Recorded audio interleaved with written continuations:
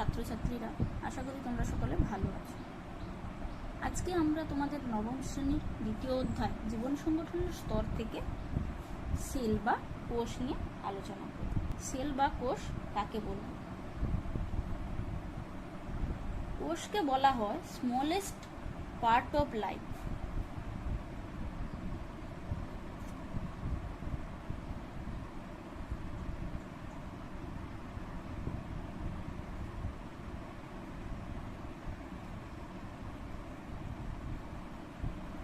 বা বলা হয় fundamental unit of life.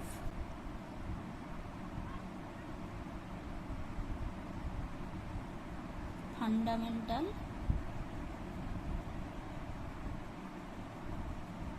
Unit of life,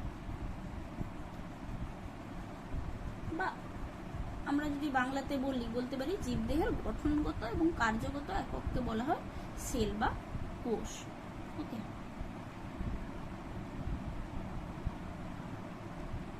যেমন ধরো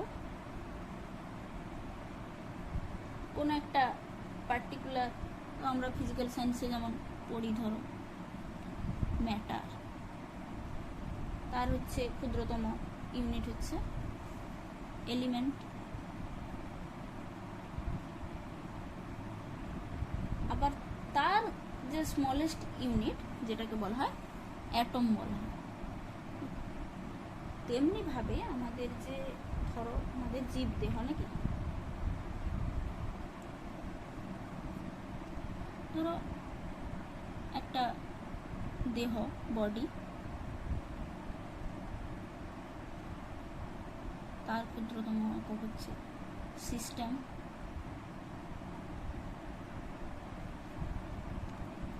অর্গান, তারপরে হচ্ছে টিস্যু, নেক্সট হচ্ছে সেল বা কোষ। অর্থাৎ দেখো, এক number of cell creates tissue, number of tissue creates organ. অর্থাৎ একগুচ্ছ কোষ একত্রিত হয়ে কলা গঠিত হয়, আবার কতগুলো কলা একত্রিত হয়ে অর্গান গঠন করে বা অঙ্গ গঠিত হয়, আবার কয়েকটি অর্গান একত্রিত হয়ে সিস্টেম বা তন্ত্র গঠিত হয়, আবার অনেকগুলো তন্ত্র নিয়ে একত্রিত হয়ে সমগ্র জীবদেহ গঠিত। ঠিক আছে, তো সেই জন্য আমরা বলতে পারি কোষকে বলতে পারি স্মলেস্ট পার্ট অফ লাইফ বা ফান্ডামেন্টাল ইউনিট অফ লাইফ বলতে পারি। আচ্ছা, এবারে আমাদের প্রশ্ন আসতে পারে, স্মলেস্ট ইউনিট অফ লাইফ যখন বলছি, হোয়াট ইজ লাইফ? জীবন কি? এটা আমরা আগে ফার্স্ট ইউনিটে আমরা পড়েছি, তবুও জাস্ট আমি একটু তোমাদের রিমাইন্ড করে দেওয়ার জন্য জাস্ট বলছি। জীবন কি? Living is something that is alive, that can grow, move, reproduce and carry out various cellular activity. অর্থাৎ ধরো একটা লাইফ, যে হচ্ছে রিপ্রোডিউস করতে পারে, রিপ্রোডাকশানে সক্ষম, যার বৃদ্ধি আছে, চলন গমন আছে, এছাড়াও অন্যান্য সেলুলার কোষীয় কার্যকারিতা দেখা যায়, তাকে আমরা বলছি লিভিং। ঠিক আছে, তাহলে সেই লিভিংয়ের স্মলেস্ট ইউনিট হচ্ছে কোষ। বোঝা গেল? আচ্ছা, এই প্রসঙ্গে আরেকটা কথা আমি বলে রাখি, যেটা সব থেকে গুরুত্বপূর্ণ। এই কোষ কিন্তু খালি চোখে দেখা যায় না, সবসময় মনে রাখবে, কোষকে কিন্তু আমরা খালি চোখে দেখতে পাই না। তো এই কোষ দেখার জন্য তাহলে কি প্রয়োজন? যেটা দরকার সেটা হচ্ছে দ্যাট ইজ কল্ড মাইক্রোস্কোপ। ওকে, মাইক্রোস্কোপটা কি সেটা একটু জেনে নিই।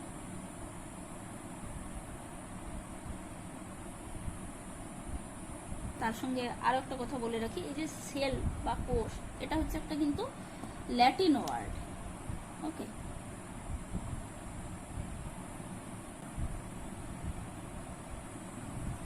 তো যার মানে হচ্ছে স্মল বা লিটল রুম। স্মল বা বলতে পারি লিটল, ছোট, লিটল রুম, ছোট্ট ঘর।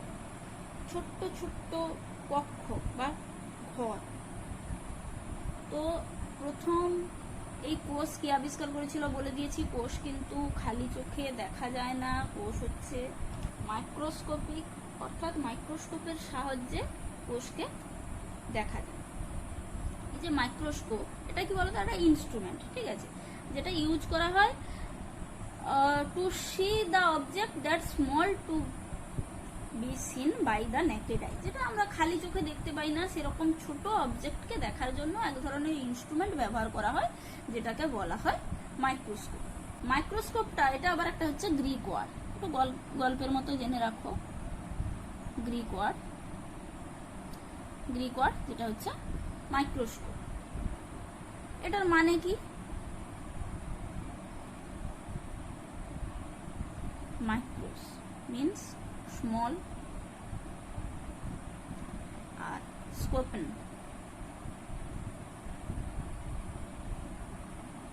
that means to look or see, অর্থাৎ ছোট জিনিসকে আমরা দেখতে পাই। গ্রিক শব্দ থেকে ছোট, মাইক্রোস মিন স্মল আর স্কোপ মিন টু লুকস বা সি, অর্থাৎ ছোট জিনিসকে আমরা দেখতে পাই, সেই জন্য সেটাকে বলা হচ্ছে মাইক্রোস্কোপ। তাহলে মাইক্রোস্কোপটা কি? দেখো, প্রথমেই বললাম সেলস আর সো স্মল, খুব ছোট, that can not be seen with naked I, খালি চোখে আমরা কিন্তু দেখতে পাই। তো সেই জন্য মাইক্রোস্কোপ ইউজ করা হয়। তাহলে মাইক্রোস্কোপটা কি? Microscope is an instrument. Microscope হলো একটা ইনস্ট্রুমেন্ট বা যন্ত্র which is use to see object that too small to be seen by the naked eye, অর্থাৎ খালি চোখে দেখা যায় না এরকম ক্ষুদ্র অবজেক্টকে দেখার জন্য আমরা মাইক্রোস্কোপ ইউজ করছি, ঠিক আছে। তাহলে মাইক্রোস্কোপ কি বোঝা গেল। এবার এই মাইক্রোস্কোপ কে আবিষ্কার করেছিলেন? মাইক্রোস্কোপ প্রথম আবিষ্কার করেছিলেন অ্যান্টন ভন লিউয়েনহফ, সিম্পল মাইক্রোস্কোপ আবিষ্কার করেছিলেন। তারপরে হচ্ছে রবার্ট হুক আবিষ্কার করেছিলেন, এবং বর্তমানে যেটা হচ্ছে ইলেকট্রন মাইক্রোস্কোপ ব্যবহার করা হয় বর্তমান দিনে। আর্নেস্ট রুস্কা অ্যান্ড হচ্ছে মার্কস নল ইউজ করেছে, বর্তমানে ব্যবহার করেন। তো সেটা 1000 গুণ বেশি বড় করে দেখানো হয়। বোঝা গেল। তাহলে এবারে আমরা আসি সেলকে আবিষ্কার করেছিল, ইনভেন্টর অফ সেল বা কোষের আবিষ্কারক।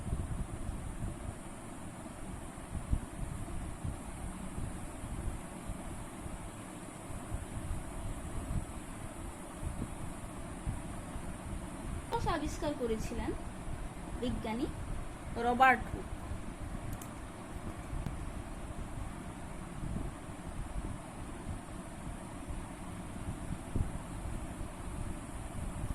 তাহলে কোষ আবিষ্কার করেন বিজ্ঞানী রবার্ট হুক কত সালে? 1665 খ্রিস্টাব্দে বিজ্ঞানী রবার্ট হুক কোষ আবিষ্কার করেন তার নিজের তৈরি করা মাইক্রোস্কোপের সাহায্যে। কিন্তু মনে রাখবে, তিনি কিন্তু মৃত কোষ আবিষ্কার করেছিলেন। তিনি যে কোষটা আবিষ্কার করেছিলেন সেটা কিন্তু নন লিভিং, বা সেটা কিন্তু মৃত কোষ। ওকে। এর পরবর্তীকালে 1674 খ্রিস্টাব্দে ভন লিউয়েনহফ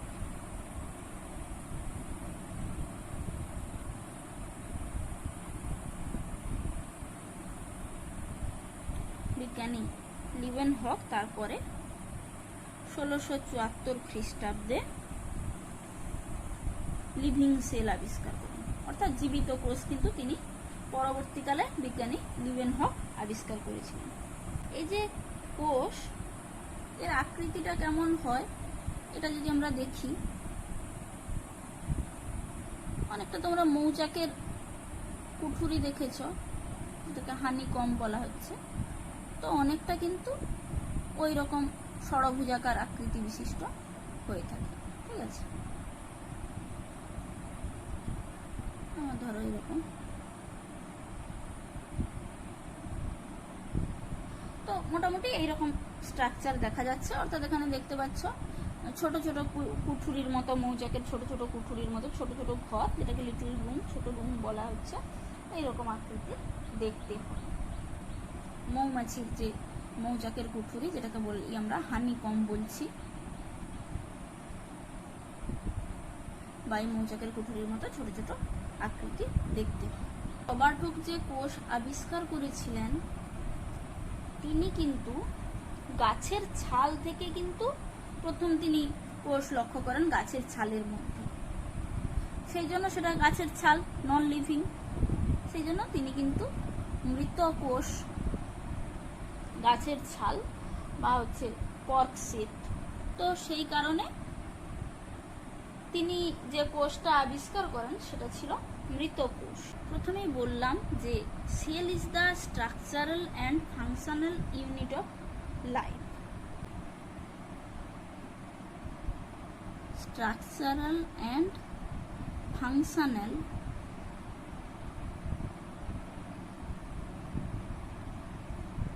ইউনিট অফ লাইফ। তাহলে স্ট্রাকচারাল এন্ড ফাংশনাল ইউনিট কেন বলছি? দেখো, ফাংশনাল বলা হচ্ছে কারণ কি জীবনের যে সমস্ত ক্রিয়াকলাপগুলো সব কিন্তু এই কোষ দ্বারা নিয়ন্ত্রিত হচ্ছে। আচ্ছা, স্ট্রাকচারাল ইউনিট কেন বলছি? কারণ কি সে আমাদের শরীরকে, একটা শরীরকে কিন্তু সে একটা নির্দিষ্ট স্ট্রাকচার প্রদান করছে, একটা আকৃতি প্রদান করছে।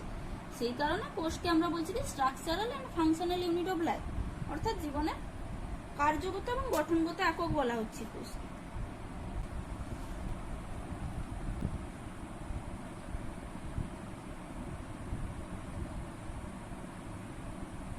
স্ট্রাকচার অফ সেল যদি বলি,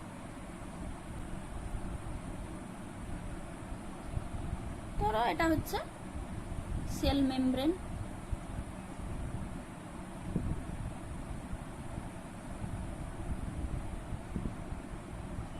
এর মধ্যে থকথকে জেলির মতো পদার্থ থাকে যেটাকে বলা হয় সাইটোপ্লাজম, এবং এর মধ্যে থাকবে রাইবোজোম, আরো অন্যান্য কোষীয় অঙ্গাণুগুলো থাকবে এই সাইটোপ্লাজমের মধ্যে। আর থাকবে হচ্ছে নিউক্লিয়াস, যার মধ্যে থাকে হচ্ছে জেনেটিক মেটেরিয়াল থাকে। ওকে, কারণ কি কোষটা তো বিভাজিত হবে। দেখো, এরপরে আমরা ক্লাস 10-এ আমরা কোষ বিভাজন করব। তো কোষ বিভাজিত হয়ে তার সংখ্যা বৃদ্ধি পাবে। তাহলে আমরা একটা কোষকে কখন কোষ বলবো, তার মধ্যে কি কি থাকবে? জেনেটিক মেটেরিয়াল থাকতে হবে অবশ্যই, যার মাধ্যমে বংশগত বৈশিষ্ট্যগুলো পরিবাহিত হবে। আর বাদ বাকি যে জিনিসগুলো থাকবে সাইটোপ্লাজম, সেল মেমব্রেন। তাহলে দেখো আমরা এখানে কি কি বললাম, genetic material, cell membrane, cytoplasm, এগুলো থাকলেই কিন্তু আমরা কি বলবো, একটা সেলকে সেল বলবো। দেখো, এই কারণে কিন্তু আমরা ভাইরাসকে কিন্তু সেল বলতে পারি না। এটা তো বেসিক জিনিস, জাস্ট জেনে রাখো। ভাইরাসকে কিন্তু এই কারণে আমরা সেল বলতে পারি না। কেন সেল বলতে পারি না? ভাইরাসের মধ্যে জেনেটিক মেটেরিয়াল থাকলেও সেল মেমব্রেন, সাইটোপ্লাজম এগুলো কিন্তু নেই। তাই কিন্তু আমরা একটা ভাইরাসকে কখনোই সেল বলতে পারি না, অর্থাৎ তার মধ্যে কিন্তু সেল মেমব্রেন, সাইটোপ্লাজম এগুলো কিন্তু থাকে না। এই জন্য ভাইরাসকে আমরা অকোষীয় বলি। এগুলো হচ্ছে জাস্ট বেসিক জিনিস। সেলের মধ্যে এটা হচ্ছে নিউক্লিয়াস থাকে, যার মধ্যে হচ্ছে জেনেটিক মেটেরিয়াল, ডিএনএ বা ধরো আরএনএ থাকে কোষের মধ্যে। অর্থাৎ এই সাইটোপ্লাজমের মধ্যে একদম, এটা তো আমরা দেখলাম সাইটোপ্লাজম, এর মধ্যে একদম যে বড়, সবচেয়ে গোলাকার এবং হচ্ছে দ্বি-একক পর্দা ঘেরা কোষীয় অঙ্গাণু যেটা থাকে, এবং যা হচ্ছে আমাদের জীবদের সমস্ত বিপাক ক্রিয়াগুলো নিয়ন্ত্রণ করে, তাকে আমরা বলি নিউক্লিয়াস। এই নিউক্লিয়াসের উপর ভিত্তি করে কোষকে আমরা দুটো ভাগে ভাগ করব।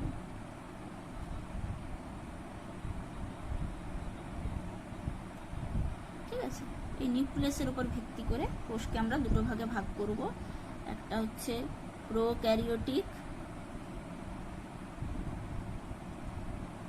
আর একটা হচ্ছে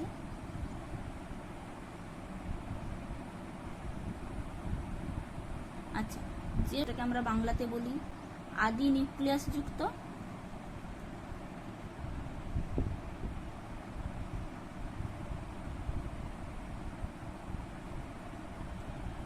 আর এটা হচ্ছে বলা হয়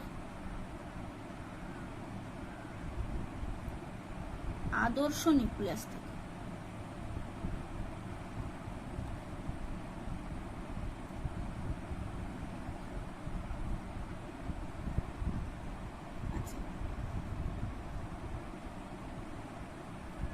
প্রোক্যারিওটিক আর ইউক্যারিওটিক সেল, যেটাকে বলছে আদি নিউক্লিয়াস যুক্ত কোষ, এবং আরেকটা হচ্ছে আদর্শ নিউক্লিয়াস যুক্ত কোষ। আদি নিউক্লিয়াস যুক্ত কথার অর্থ কি? অর্থাৎ যে ক্ষেত্রে, যে কোষের ক্ষেত্রে দেখবে নিউক্লিয়াসটি সুগঠিত নয়, অর্থাৎ ধরো জেনেটিক ম্যাটেরিয়াল হিসেবে ডিএনএ আছে কিন্তু এর নিউক্লিয়াসটি সুগঠিত নয়, অর্থাৎ ধরো নিউক্লিওলাস, নিউক্লিয় জালিকা, নিউক্লিয় পর্দা, নিউক্লিয় রস এগুলো হচ্ছে থাকে, তখন তাকে আমরা বলছি কি ট্রু নিউক্লিয়াস। তো এই ট্রু নিউক্লিয়াস থাকে না কিন্তু জেনেটিক ম্যাটেরিয়াল হিসেবে শুধু ডিএনএ বা আরএনএ থাকছে, তাকে আমরা বলছি কি প্রোক্যারিওটিক বা আদি নিউক্লিয়াস যুক্ত কোষ। আর ইউক্যারিওটিক বা আদর্শ নিউক্লিয়াস যুক্ত কোষ কাকে বলছি? অর্থাৎ যার নিউক্লিয়াসের মধ্যে, কোষের নিউক্লিয়াসের মধ্যে নিউক্লিয় পর্দা, নিউক্লিওলাস, নিউক্লিয় প্লাজম এবং নিউক্লিয় জালিকা থাকে, তাকে আমরা বলছি আদর্শ নিউক্লিয়াস যুক্ত কোষ বা হচ্ছে ইউক্যারিওটিক কোষ। বোঝা গেল? আবার এই ইউক্যারিওটিক সেলকে আমরা দুটো ভাগে ভাগ করব, একটা হচ্ছে প্ল্যান্ট সেল বা উদ্ভিদ কোষ,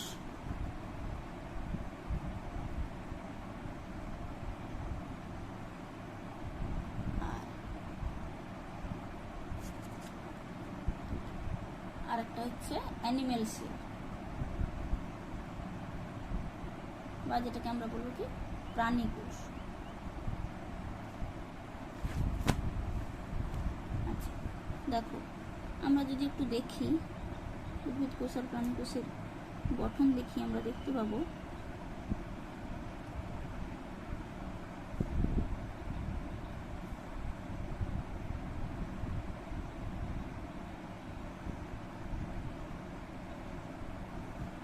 এটা ধরো উদ্ভিদ কোষ,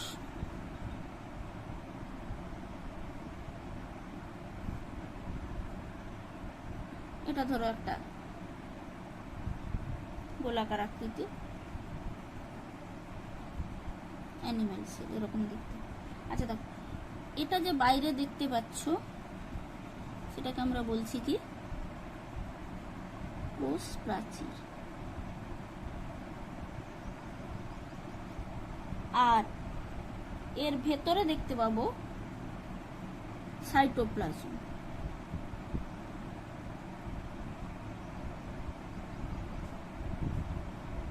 ঠিক আছে, আর এখানে এটা দেখতে পাবো হচ্ছে কোষ পর্দা। ভেতরে ধরো সাইটোপ্লাজম আছে, সাইটোপ্লাজম।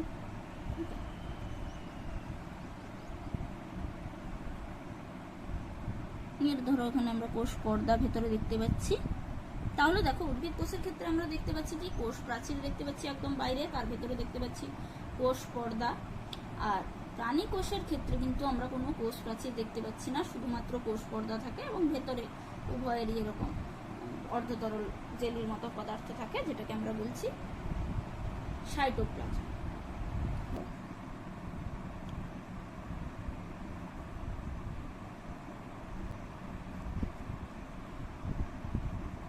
কোষ আবরক একটা দেখতে পাবো, আবরক স্তর। আর একটা ধরো দেখতে পাই প্রোটোপ্লাজম। ঠিক আছে,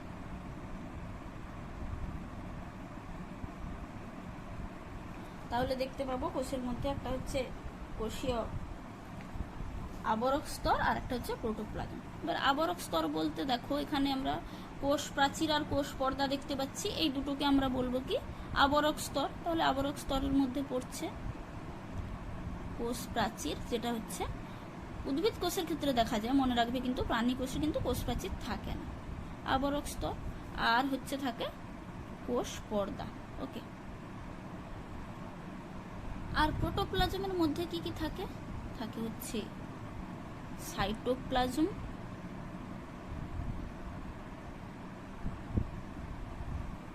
আর হচ্ছে নিউক্লিয়াস। এবারে দেখো নিউক্লিয়াসের মধ্যে গঠিত আদর্শ নিউক্লিয়াসের মধ্যে কি কি থাকে দেখো। নিউক্লিয়াসের মধ্যে থাকে হচ্ছে নিউক্লিয় পর্দা,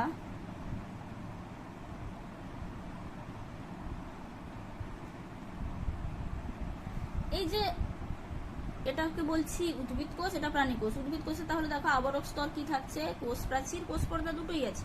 প্রাণী কোষে শুধুমাত্র কোষ পর্দা থাকে, তারপরে প্রোটোপ্লাজম, বাদ বাকি কোষ, এর আবরক স্তরের ভেতরের যে অংশ সেটাকে আমরা বলছি কি সাইটোপ্লাজম। সেই সাইটোপ্লাজম এই যে অর্ধতরল কোষীয় ধাত্র, তার মধ্যে একটা গোলাকার সুগঠিত, যেটা হচ্ছে জেনেটিক বস্তু পরিবহনে সক্ষম দ্বি-একক পর্দাবৃত একটা কোষীয় অঙ্গাণু থাকে, যেটাকে বলছি আমরা নিউক্লিয়াস।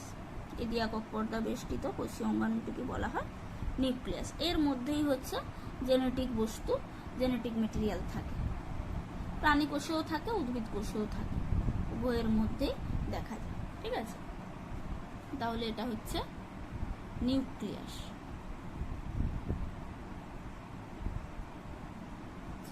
এবার দেখো, এবারে এই নিউক্লিয়াসের মধ্যে তাহলে কি কি থাকে বলছি। একটা আদর্শ নিউক্লিয়াসের মধ্যে থাকে নিউক্লিয় পর্দা, তারপরে থাকে নিউক্লিওলাস,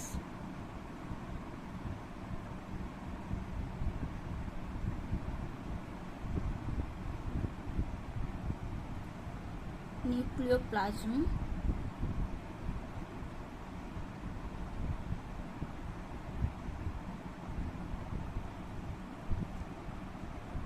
এবং নিউক্লিয় জালিকা।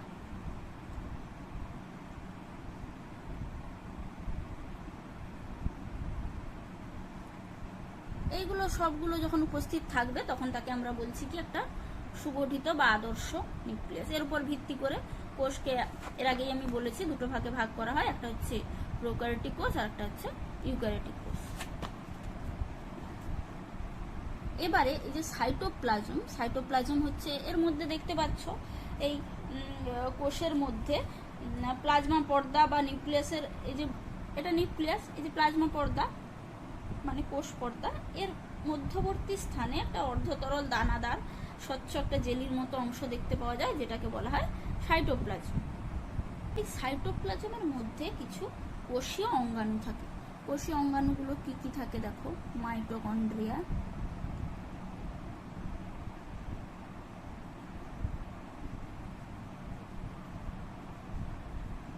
তারপরে থাকে লাইসোজোম,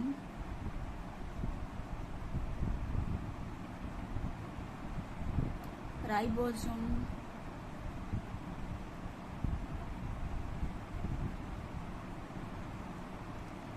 এন্ডোপ্লাজমিক রেটিকুলাম, ইয়ার লিখে দিলাম, রাফ এন্ডোপ্লাজমিক রেটিকুলাম আর স্মুথ এন্ডোপ্লাজমিক রেটিকুলাম।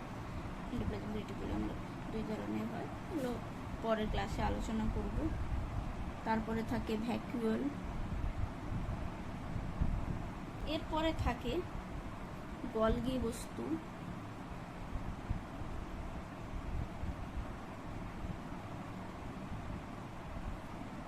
প্লাস্টিড,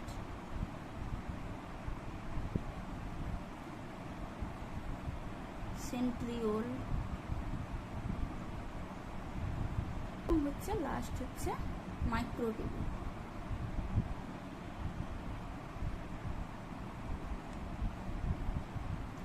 এইগুলো মোটামুটি সাইটোপ্লাজমের মধ্যে এই অঙ্গাণুগুলো, সেল অর্গানেলসগুলো থাকে। আচ্ছা, এবারে আমি অ্যানিমেল সেল আর প্ল্যান্ট সেল এটা যে বলছিলাম এটা কমপ্লিট করে দিই। দেখো, এই যে এতগুলো কোষীয় অঙ্গাণু বললাম, এর মধ্যে উদ্ভিদ কোষে কোনটা কোনটা থাকে আর প্রাণী কোষে কোনটা থাকে, মানে উদ্ভিদ কোষে থাকে কোনটা, প্রাণী কোষে থাকে, একটু দেখে নিই। দেখো, প্ল্যান্ট সেলে শুধুমাত্র যেটা থাকে সেটা হচ্ছে প্লাস্টিড। এটা কিন্তু শুধুমাত্র উদ্ভিদ কোষে থাকে। আর শুধুমাত্র প্রাণী কোষে যেটা থাকে সেটা হচ্ছে সেন্ট্রোজোম আর হচ্ছে লাইসোজোম।